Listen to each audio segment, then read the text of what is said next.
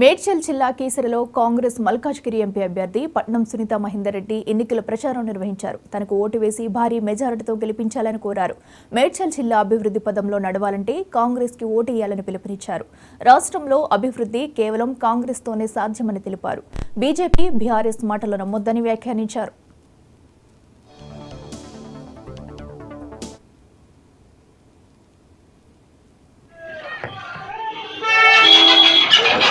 పెద్ద ఎత్తున చేరికలు చేరడం జరుగుతుంది. అందరూ కూడా చేయనైన వారు అందరూ వరుసగా గ్రూప్ గా ఉండాలని మనవి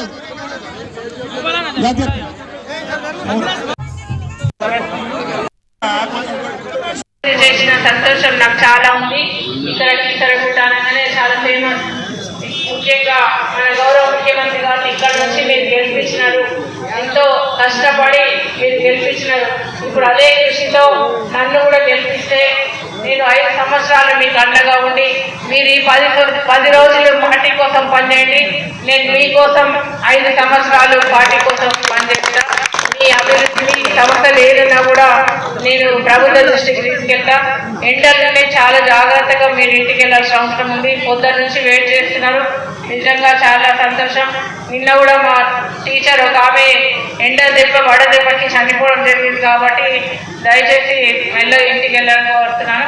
ఏదేమైనా కూడా మన ముఖ్యమంత్రి గారు వచ్చినాక 100 రోజులలో 6 గ్యారెంటీల పథకం, మన మహిళలకి ఉచిత బస్ ఇవ్వడం, గ్యాస్ పథకం 2500 ఇవ్వడం, ప్రతి అకౌంట్లలో 2500 మా మహిళలకు పడుతుంది. గతంలో మా మహిళల కోసం ఎవరు ఇవ్వలేదు, ఏ పథకం కూడా ఇవ్వలేదు. మా ముఖ్యమంత్రి వచ్చినాక ఎన్నో పథకాలు ఇంప్లిమెంట్ చేయడం జరిగింది.